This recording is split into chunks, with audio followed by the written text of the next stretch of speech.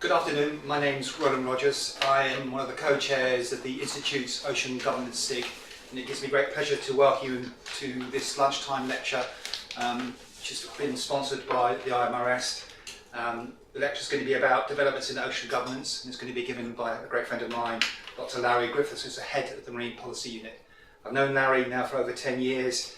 She is she's our country's, the UK's country's leading negotiator at a lot of the UN UNCLOS type negotiations, and is very well placed to provide this talk. So without ado, I'll invite Lowri to take over.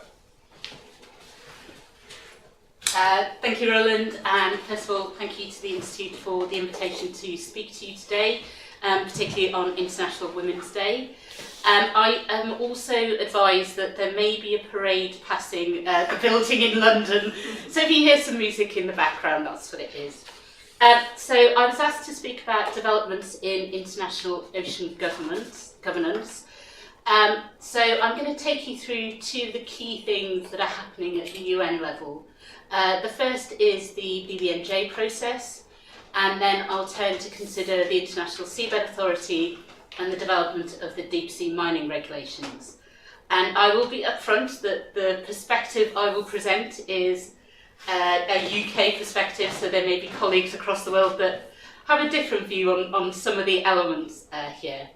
So just to start off, I thought it was helpful just to remind ourselves of the context, and the context for international ocean governance as a whole. So the UN Convention on the Law of the Sea is the legal framework for all activities in the ocean, but obviously beneath that we have sector-specific and issue-specific legal arrangements, both the International Maritime Organization Conservation Conventions, aspects of the work of the Convention on Biological Diversity, and the work of regional fisheries management organisations. The International Seabed Authority itself is one of the two international organisations established directly under UNCLOS, and Part 11 and the Part 11 Implementing Agreement set the framework for the rules on deep sea mining in areas beyond national jurisdiction. UNCLOS also sets out important duties on states to adopt measures for conservation of living resources of the high seas, obligations to protect and preserve the marine environment, and importantly, Part 13 of UNCLOS sets out the freedom to conduct marine scientific research and the promotion of marine scientific research. So that's the context in which these two current sets of international negotiations must be conducted, and it's always important to remember that.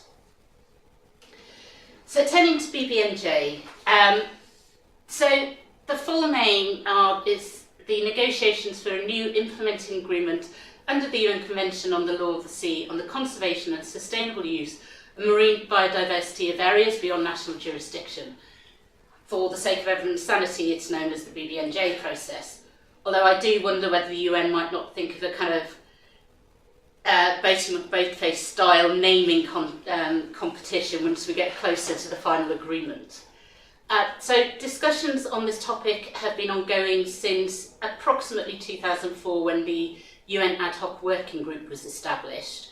It started out very much focused on marine protected areas and then environmental impact assessments, and then the other parts of what's become known as the package came into the mix. In 2016 and 2017, we had 4 sessions of a preparatory committee that was set up under a UN General Assembly resolution. And that preparatory committee prepared a report which is available on the UN Division for Oceans and Law of the Seas website.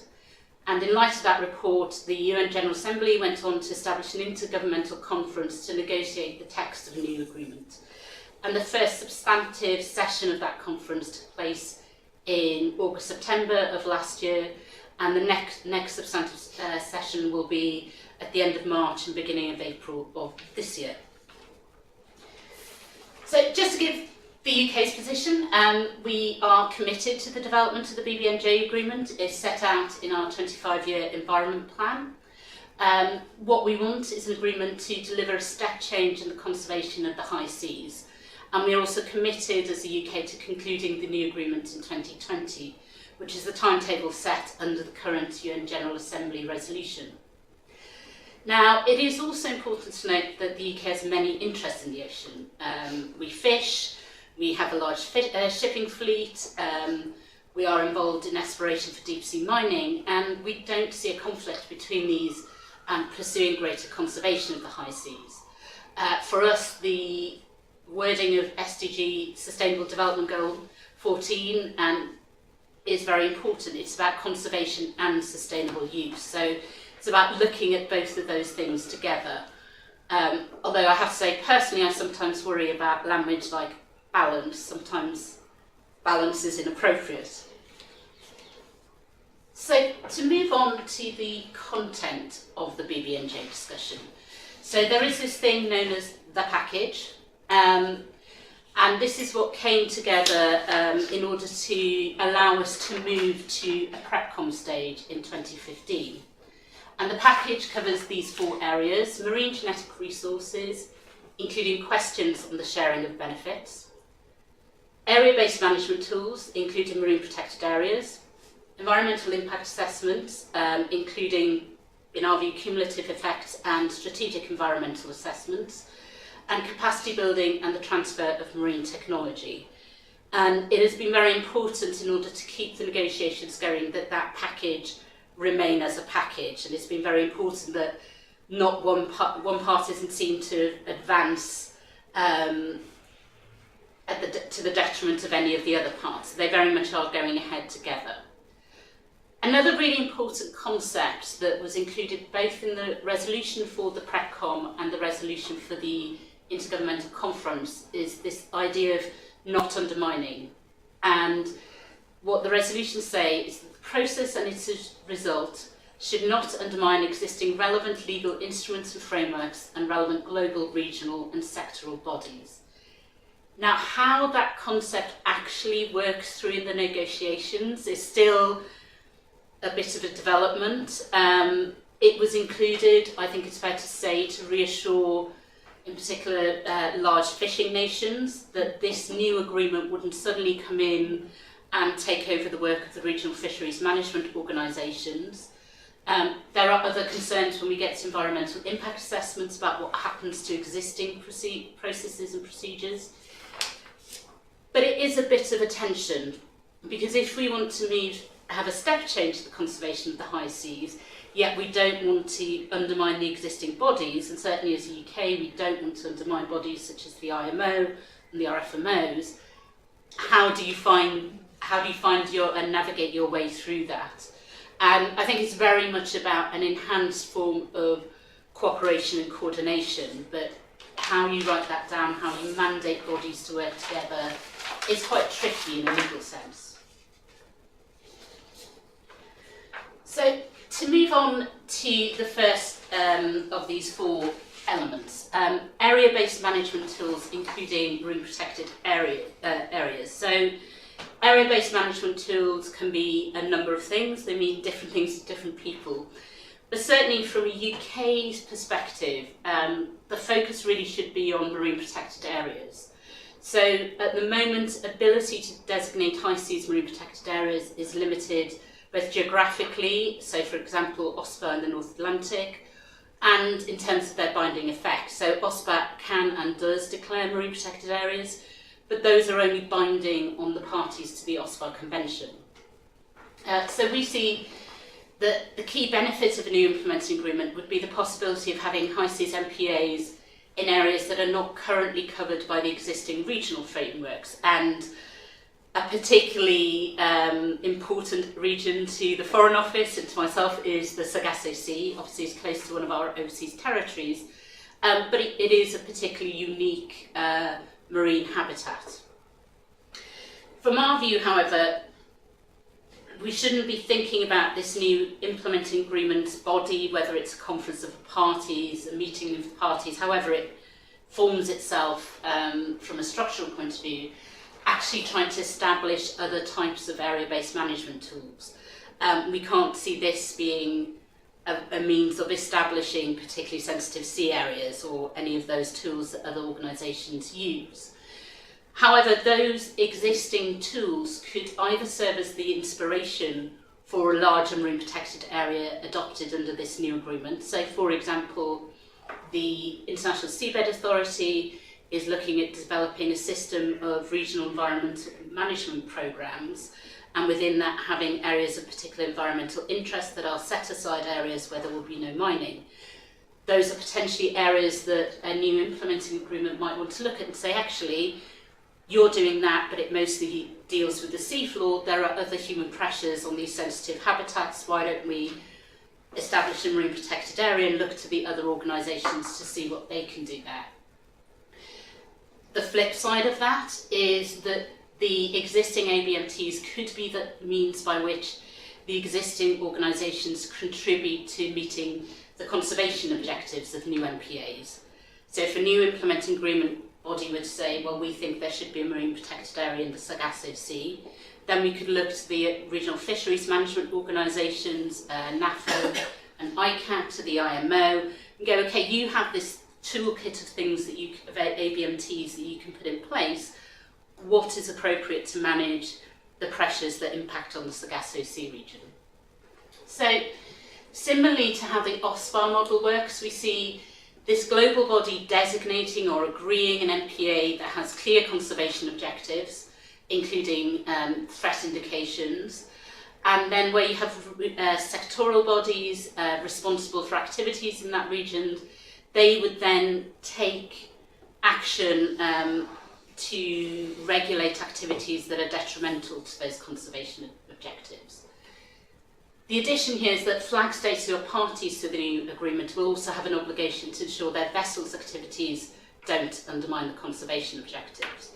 So the European Union and Member States have submitted quite detailed proposals both at the PrepCom and at the Intergovernmental Conference stage on how this mechanism could work, how it interlinks with the work at the regional sectoral level, how you don't undermine but actually have advanced cooperation and coordination. And at the end of this presentation, I put in a link to where on the UN system, and I'll talk you through because it's a little bit complicated. You can find those statements if you want to look at it in more detail. The last point on this is we also see the implementing agreement as providing a mechanism for universal recognition of MPAs established by the existing regional bodies. So this could be a way of binding parties to the implementing agreement to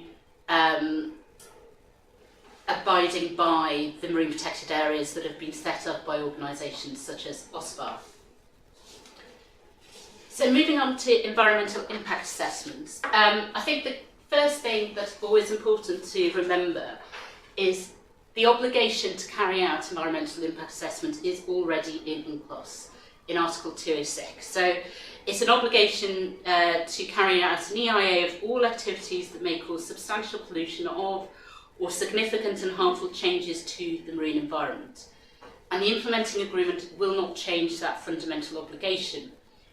What we're looking at is a means of setting out more clearly the steps that those EIA processes should take. So at the moment you have a general obligation. There is also a general obligation in Article 205 to report environmental impact assessments to an international body, but for other than some of the sectoral things, there's nowhere really to put these at the moment.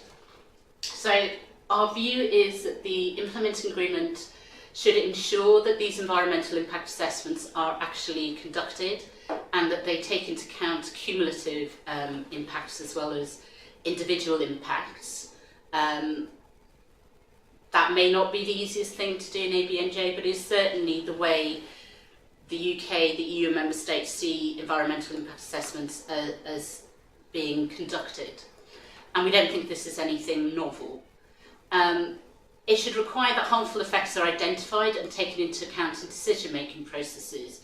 So as the state under whose jurisdictional control this activity is taking place, you need to take that EIA into account when you decide whether that activity should go ahead. We are very clear that it is for the state to make that decision and not for any new international body. There are a number of reasons for that, not least it would be terribly difficult for an international body to meet frequently enough to take decisions on these kinds of things. And the state's obligations to protect and preserve the marine environment through adoption of suitable measures to prevent and mitigate harmful effects are put into effect. So when the EIA documents are lodged with the new clearinghouse mechanism that we assume will be established, that it's clear what was assessed, what the impact is, what action is being taken to mitigate that, and what monitoring will be done of that mitigation. Another important point, given this not undermining principle, is to ensure that existing EIA processes and the competent organisations are not undermined or duplicated. So there are already, for a number, if not most, of the activities that currently happen in the high seas will have EIA processes attached to them. We're developing them for deep sea mining, for the actual mining, but they exist for exploration. There are processes under the London Protocol and London Convention.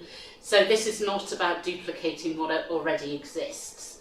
Another area that's been raised with the UK by a partner country is the transport of radioactive material by sea. Again, that is a highly regulated activity, highly regulated at the international and national level, so this wouldn't change what's done there.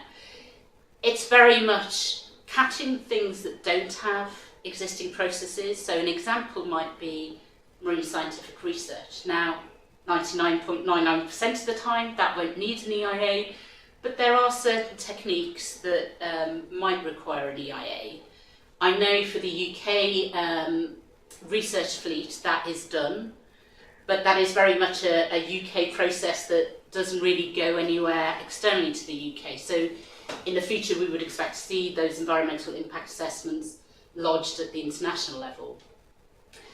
It is also important to ensure transparency in all steps and processes when conducting EIA in areas beyond national jurisdiction.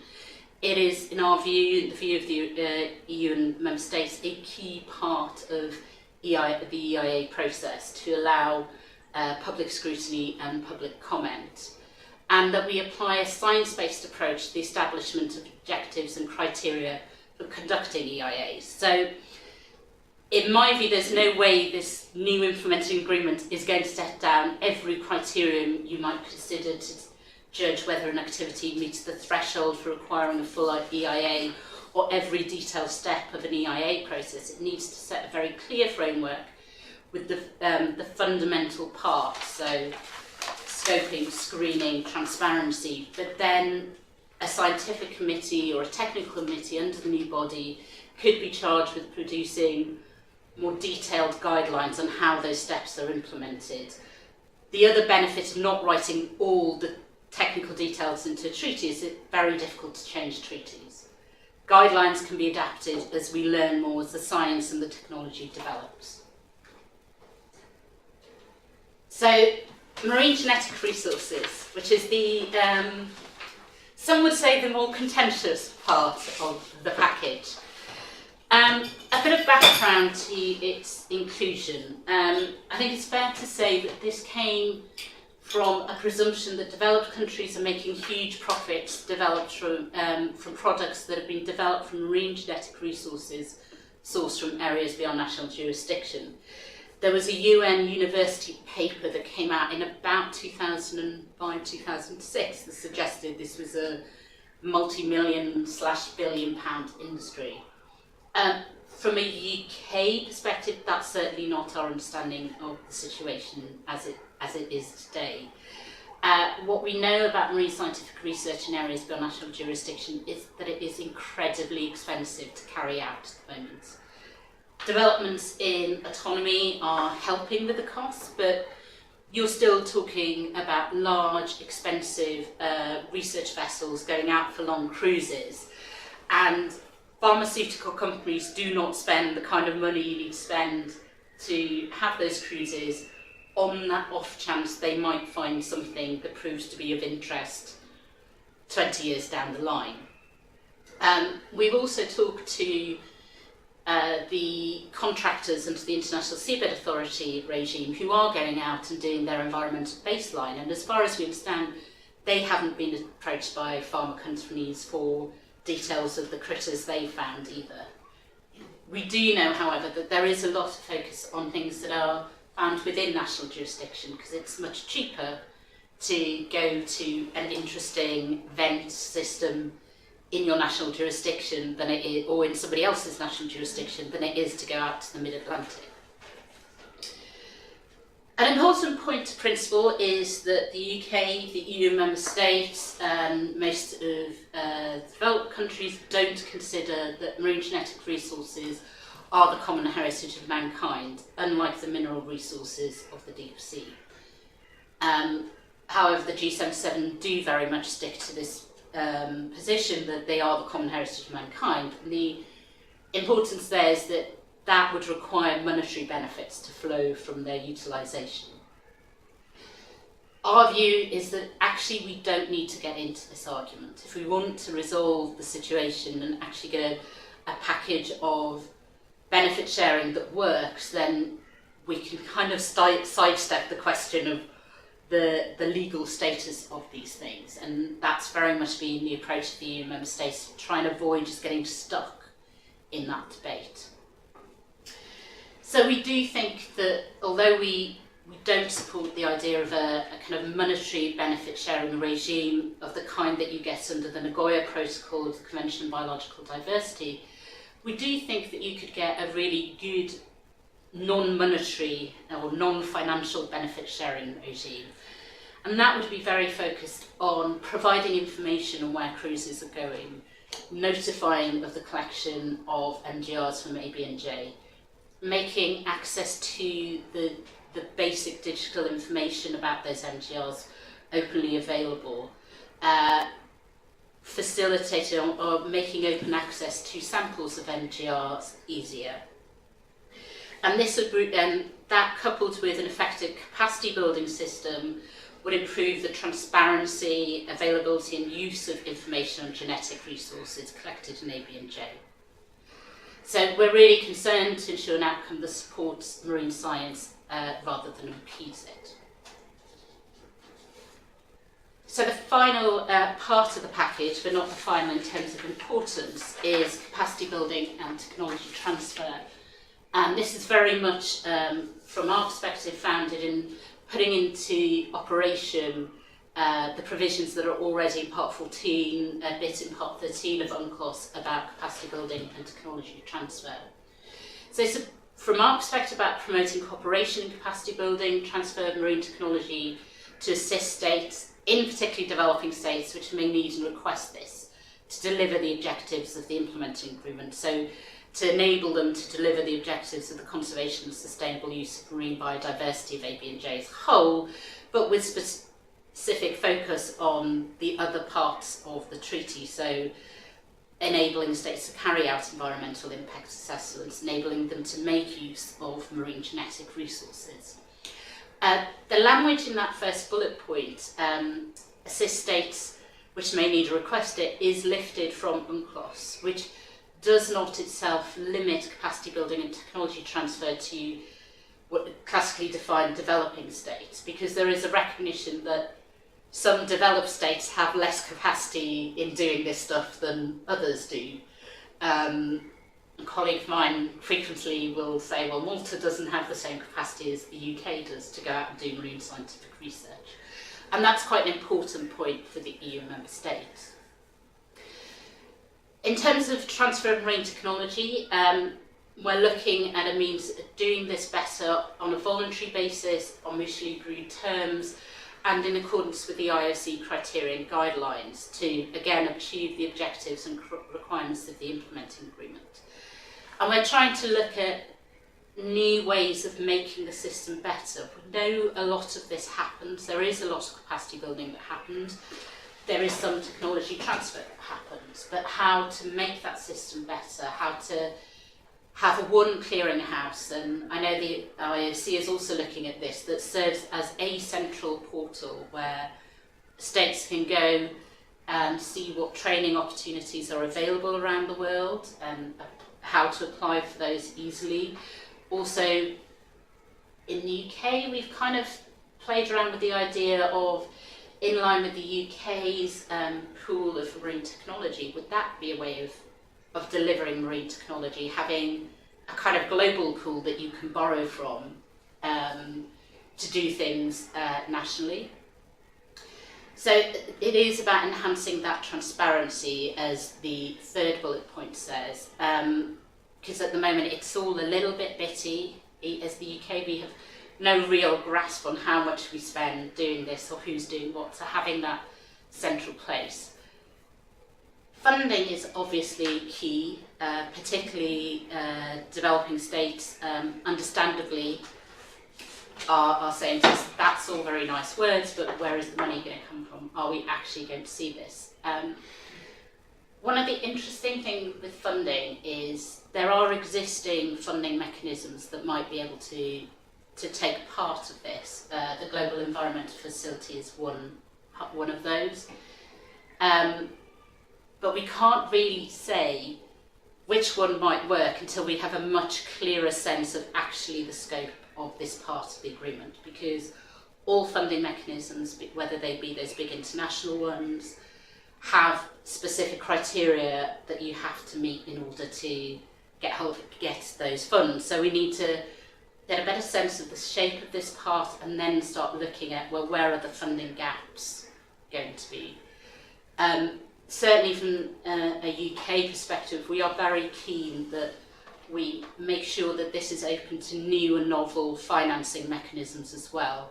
We want people to be able to tap into private financing, to charitable trusts. Leo DiCaprio's got some big foundation that pays out grants. I believe Richard Branson's got so there are a number of non-traditional sources of funding. But I think it's also fair to say that there will be an expectation that developed states step up their support in this area in some way. I think it's also important that we separate out what is paying for the institutional structure that needs to be there in order to deliver on the agreement. So a conference of parties, a secretariat, a clearinghouse mechanism, possibly the databases that things go into if they're not securely funded at the moment. That needs to be separated out as something requiring funding from where do we find the money to deliver the capacity building. And the other point at the bottom that's been raised, and is a really important one but quite difficult to do, is defining the modalities and mechanism for monitoring and assessing the achievements of capacity building and transfer of technology. I think this is really important because historically we have been bad at monitoring the outcomes from these programs and learning from these programs. But I'm not sure anyone's quite pinned down how best to do that. So that would be quite an interesting discussion.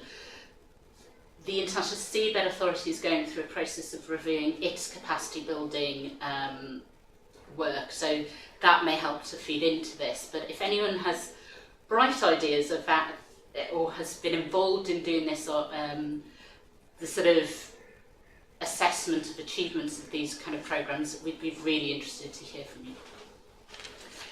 So, moving on from BBNJ to deep sea mining, and it's quite interesting that these two things are going on at the same time. So, a bit of background. As I said at the beginning, the International Seabed Authority, the ISA, is established under UNCLOS, and its remit is to manage all mineral-related activity in the deep sea in areas beyond national jurisdiction. And as I said, the minerals of the seabed beyond national jurisdiction are the common heritage of mankind. The ISA is based in Kingston in Jamaica, and its main organs are the Assembly and the Council. So all parties to UNCLOS have a seat on the Assembly, and all parties to UNCLOS are eligible to be elected to the Council. And the Council is quite a complicated thing in one sense, because it's got 5 chambers, and you have different criteria for different chambers. One's for the big land producers, one for the biggest contributors, one for developing. So it's a little bit complicated, and the voting rules are even more complicated, so we just don't vote, because no one can work them out. The UK is currently not on the council, but we are in a seat sharing arrangement with Norway, Spain and the Netherlands. So we share 3 seats between the 4 of us in the kind of and others group E. States that participated in the 3rd UNCLOS conference but who are not party to the Law of the Sea Convention, either US, international organisations, non-governmental organisations and other bodies can apply for observer status at the meetings of the Council and the Assembly, and they are eligible to speak. There are rules around when they should speak. To be fair, I think, and even more in recent years as the mining code is being developed, the authority's been fairly relaxed about granting observer status and also granting the space for observers to speak. And finally, the Legal and Technical Commission is a subsidiary body of the Council and is composed of elected experts. So Dr. Gordon Passon, formerly of the Natural History Museum, was nominated by the UK. He's a deep sea marine biologist. It's a mix, it's 30 people. They are a mix of international law experts, a lot of geologists, 3 people with knowledge of marine biology, marine ecosystems is a bit of a weakness, and I think 1 economist.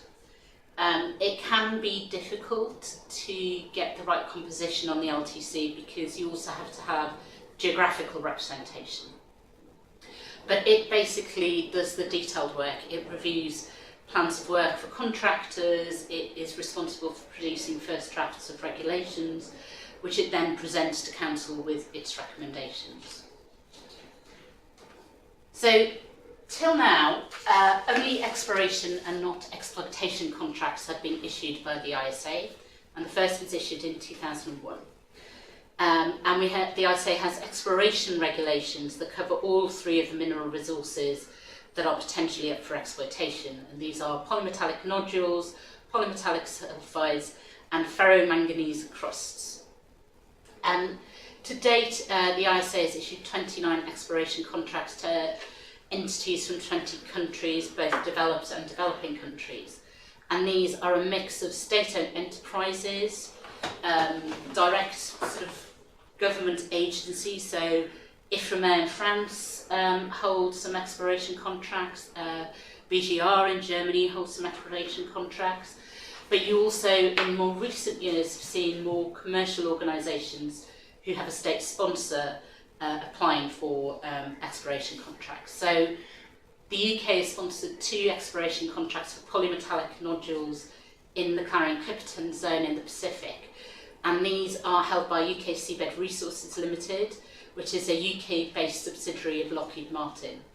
So in order to enter into an exploration contract with the ISA, you have to have a state sponsor, and your state sponsor must be a party to UNCLOS. Because ultimately, both the individual contractor but also the state sponsor have responsibilities and liabilities under the UNCLOS regime. So a bit of a timeline on developing of the exploitation regulations. So it started in earnest in 2014 with a number of kind of discussion papers and various aspects. And the first working draft was issued in February 2016. And since then we've had other discussion papers and then repeated iterations of the draft regulations. And at each iteration, interested parties, so states, NGOs, whoever, have been able to submit their comments on the regulations. And if you look at the comments, they range from very broad, overarching themes to very much change the word that in clause da-da-da to when, or, you know, some such thing. So the Council first discussed the regulations in detail in March of 2018. So 2018 was the first year for a number of years that the ISA held 2 sessions of the Council with an eye to the fact that Council really needed to start engaging in the big policy questions. So it's for the LTC really to oversee the drafting of the regulations, but Council needed to give them the kind of policy and political direction on how the regulations should be developed. And we're expecting a further draft after this March's LTC meeting. So the UK, to be very clear, we would like those by the end of April, beginning of May, because obviously it's not just my view that matters, and my view probably least, but for all countries, these are quite wide-ranging regulations. They cover the environment, they cover a financial payment model to share the benefits that accrue to from the common heritage of mankind. There are health and safety aspects. There's how does this interlink, because the exploitation activities will take place from vessels. How does this interlink with the work of the IMO? So from my perspective, there are half a dozen at least, if not more, government departments and agencies that I need to consult with, and that's apart from consulting with civil society and the scientific community to get their input and views on the draft regulations. So as I say, in order to discuss them properly in July, we would like them by the end of April. And the timetable for adopting the regulations is 2020. So effectively, this would mean the Assembly signing off the regulations at its July 2020 meeting. So some of the key issues, starting with the environment, and a number of states, including the UK, have emphasised the need to ensure that the highest environmental standards are met in the development of this new industry. There is no doubt that going into deep sea mining, into actual exploitation, is quite a controversial idea, and becoming more so. The potential environmental impacts in a region of the sea that is far less well understood than others have to be at the forefront of everybody's mind. On the other hand, you also have industry saying, and not just potential miners, but other parts of industry saying, well, we need the minerals, because when you look at what's contained in polymetallic nodule, they are the exact minerals that you need for the development of clean growth and clean energy. People often talk about iPhones and laptops. I'm less bothered about having a new iPhone, but being able to move away from reliance on fossil fuels is obviously high on everybody's agenda. So it's quite a difficult one. So we have provided the ISA with a number of examples from UK regimes governing extractive marine industries, explaining, setting out how we deal with assessment, management and mitigation of environmental impact. Because although, yes, it is the deep sea, yes, they are new and novel processes, how you go about starting to put in place the right framework is something we have done in the UK and other countries for other industries. And those are frameworks that we've developed over the years. So in addition to the regulations, there will be a whole set of standards and guidelines that underpin these. So the regulations set out the basic things that people have to do. Standards and guidelines will then say, this is how you have to do it. And again, that's so we can adapt those standards and guidelines as the science and as the knowledge grows.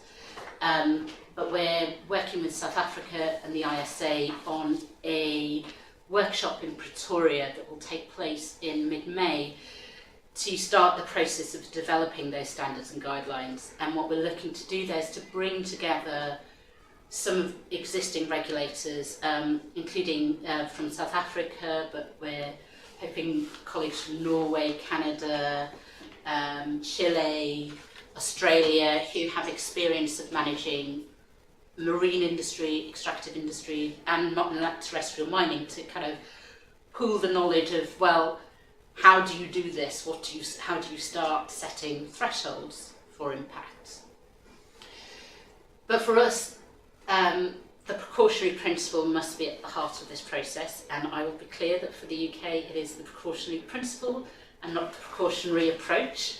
That is a matter of debate amongst international lawyers, but we're very clear it's principle. Another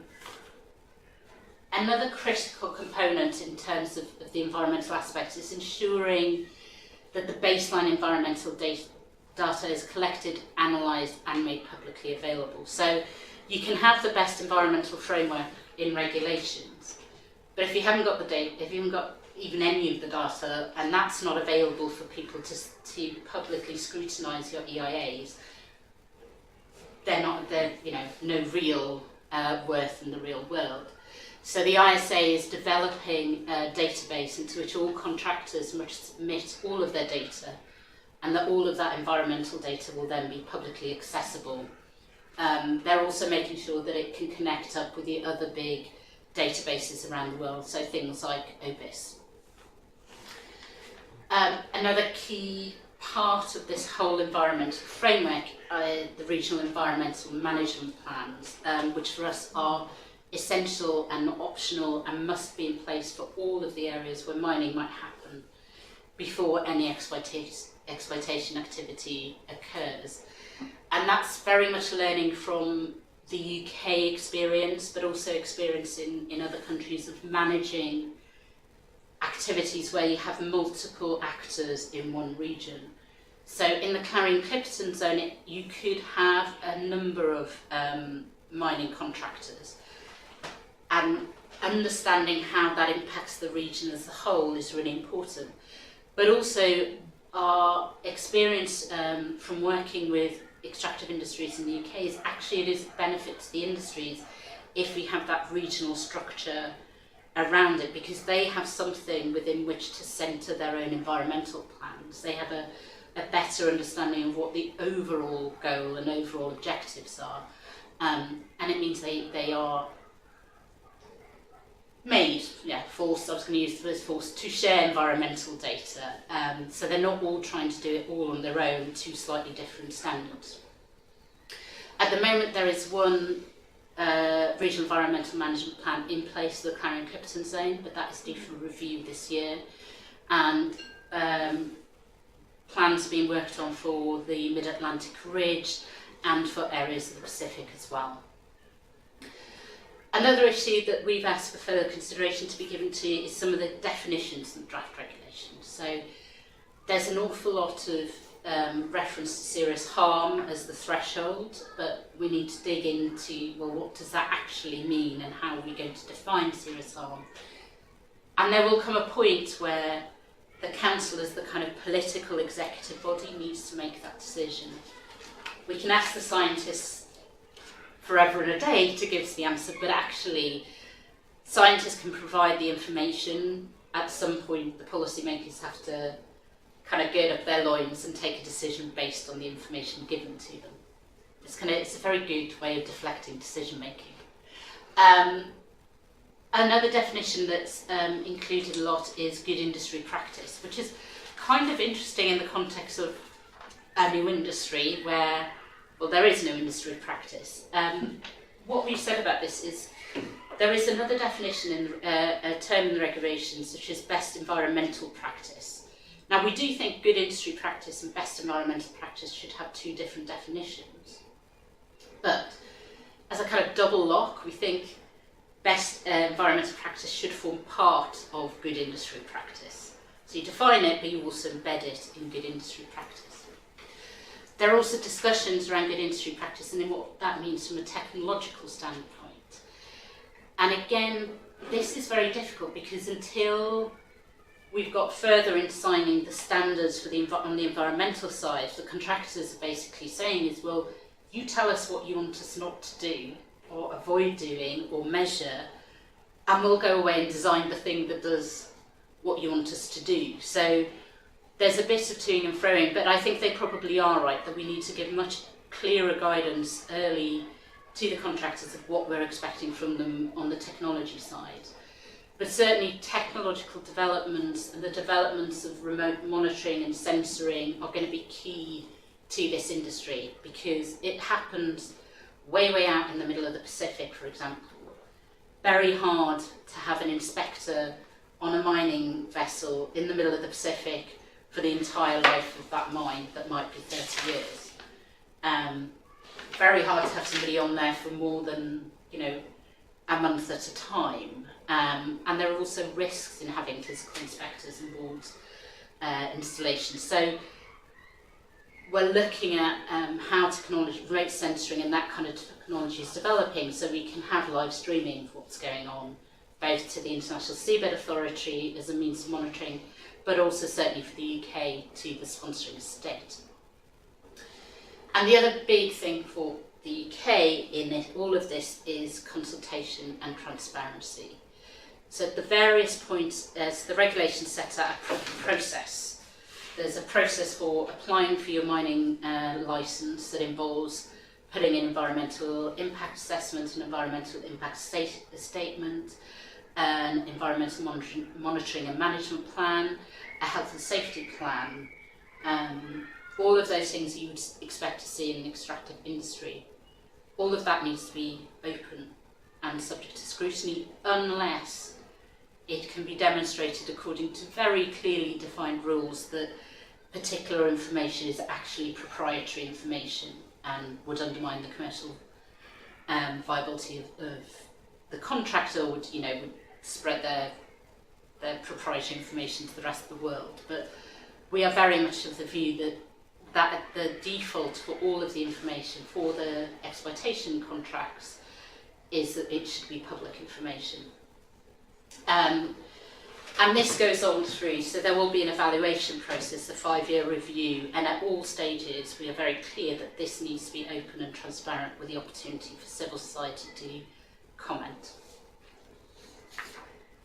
So that was the final slide going through those two things. In terms of further information, it can be quite challenging to find information on either the UN system or on the ISA systems. So for the BBNJ process, that first web link is to the actual website of the BBNJ conference itself, and it has the current draft of the President's Aid negotiations and various other documents. The second web link is to what's known as the UN PaperSmart system. So all states can choose to put their oral statements in written form and submit it to PaperSmart. If you go into this web link and there's a drop down and just select all meetings and then type in marine biological diversity into the search bar just underneath the drop down, that will bring it up the PaperSmart records, both for the Intergovernmental Conference stage but also for the prior PrepCon stages. So all of the statements that various countries have submitted will be there. Anyone wants to dig in on the particular position of anybody. Underneath that you have the general website of the International Seabed Authority, but if you're looking for the developments on the mining regulations specifically, that is the web link to that page. The ISA website, they are looking at it and looking at reconfiguring it, but it can be a little confusing when you first go on there. So that's the direct link to mining regulations. And with that, thank you. Thank you very much, Lowri, for such a comprehensive and informative presentation on this broad and complicated area of ocean governance. We do have time for some questions, so those people who are on the web, there's an opportunity for you to use the web link, the same questions. We've got about 10 minutes for Lowri to answer questions before we have to stop. So if Lowri would like to stay there. Is there anybody in the room who'd like to ask a question? Oh. Well, if I may. Sorry, come on. Yes. Please say your name. Thank you. Sorry? Say who you are. I'm Natalia Martini, and I wanted to thank you for the presentation. It was extremely interesting. I wonder whether you can tell us a little bit more about the liability and compensation regulation related to deep sea mining, whether it's been there's been some progress there, or the liability and compensation regime. So there have been a couple of papers developed on this. So I think this is getting to the point of if something goes wrong, one, who is liable, and two, where does the money come from to pay for any reparation, to the extent the reparation is going to be possible. So there are a couple of papers out there. There's a very interesting one that the ISA commissioned from a group of experts, and I think it should be on that page that I've got the web link for. I think the other thing we have been looking at is liability trust funds and also environmental performance kind of trust funds. So there's a number of options in the regulations as they stand. The latest discussion of it at the council session, we had an ad hoc working group on the financial model. There was discussion of a payment into the liability trust fund by every contractor that applied for got an exploitation licence up to a ceiling of 500 million per contractor. Okay. It's either 1% of the royalty or with a ceiling of 500 million. So that's one option that's being looked at. Of course, the question then becomes, well, what does that fund do? Does it sit there forever and a day? Does every contractor pay into it at the same rate? And for a sponsoring state like the UK, we do potentially have liabilities if we don't exercise proper control over a UK entity that was involved in this. So we're very much looking with colleagues from Business Energy and Industrial Strategy and Department for Environment on whether we need to update the regulations. So the UK has a Deep Sea Mining Act that was updated in 2014, but as the ISA regulations develops, we're certainly looking at what do we need to do? Do we need to have more UK regulations to make sure that we have the right level of control over any UK entity before they go out and do anything? But it's a very difficult question in terms of what you would do if there was a disaster. Yeah, thank you. I just wonder whether they, I mean, as you're probably aware, there are well-developed model of liability and compensation for oil spill response and IMarEST, and there are funds and so I was wondering whether, but from what you said, you're looking at existing model and develop according to the different cases. No, we are. I believe the Secretariat from the International Seabed Authority is reaching out to the Oil Pollution Compensation Fund to have a conversation with them and to take, because absolutely people have managed similar things or kind of similar things, therefore we need to take the learning from them. Thank you. Thank you. I'll ask a question then. Madam Rogers, I'm interested in the dynamics in terms of the success of the BBNJ IA being dependent on the strength and the interactions with existing laws. And I was just wondering, AUKUS is noted in parts for not having well-defined elements. A case of example is there's not a very good definition of MSR. How do you think the success of the BBNJ legalism might be impacted by the potential lack of clarity within existing legislation? Well, I think part of the reason for the whole process is that certain obligations in UNCLOS are pretty high level. You have an obligation to protect and preserve the marine environment. Well, that's lovely. What does that actually mean in practice? So I think part of the inspiration for the whole process in the beginning was to try and put flesh on the bones of some of those UNCLOS obligations, so we kind of know what it means domestically through our domestic legal framework, which kind of builds on those general obligations. In terms of issues around definition of marine scientific research, now I would be very surprised if we came out with a definition in UNCLOS, in this IA, and personally, so one of the other things my team does at the Foreign Office is we manage the marine scientific research requests in and out of the UK. And to be honest, not having a definition hasn't really been a huge problem in practice.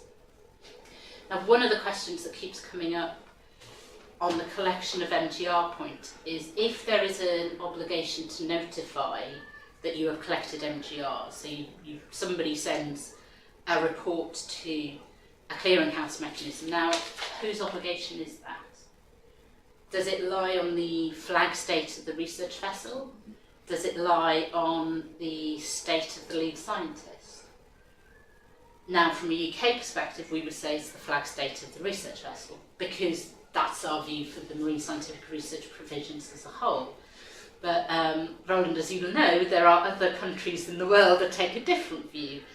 Again, I'm not sure we're going to get a resolution of that, and actually we have to work with the system that we have. So maybe trying to pin down definitions of some of these things for ABNJ would kind of have an unhelpful impact on what a reasonably well working MSR provisions for domestic waters. So you think the lack of definition in some of the aspects of it is not really going to impede? No, this is okay. no. And others, it's genuinely about, so the EIA bit is genuinely about defining what an EIA process is. Daniel Wood, does your work cover or consider sort of the mega companies now, like the Facebooks and the Googles and the Microsofts, who are starting to look at building in the marine environment, but are almost so big they're bigger than the countries they're supposed to sit in? It hasn't covered them directly, but I think when I think of who is going to be what industry would be specifically caught by this implementing agreement and particularly the environmental impact assessment provisions. So if you think about the industries we already have working in the high seas, fishing, shipping, deep sea mining potentially coming down the line, marine geoengineering even, there are already regimes in place to manage environmental impact assessments.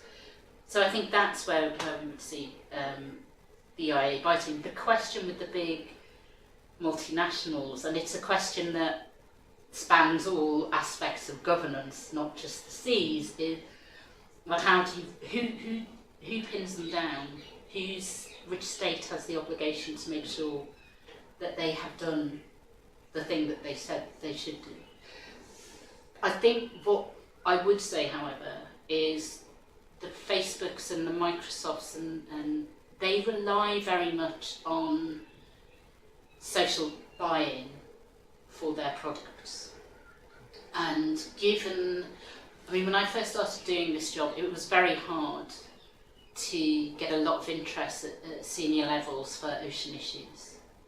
That has changed dramatically over the past year and a half. Yeah.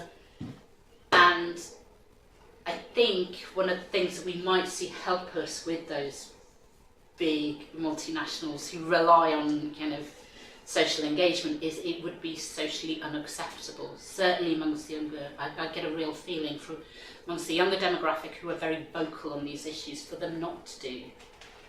So you kind of rely, but yeah, there is a good question about which state can force them to do anything. Thank you. Thank you, Lara. I think we've come to the end of our available time. I'd just like to thank you on behalf of the Institute for taking time in what appears to be a very, very busy schedule to come and explain such an important topic. It's exciting for those of us who are involved in ocean governance. It's going to be an exciting decade with all these really interesting things going on. So thank you once again. And just like to finish in traditional terms.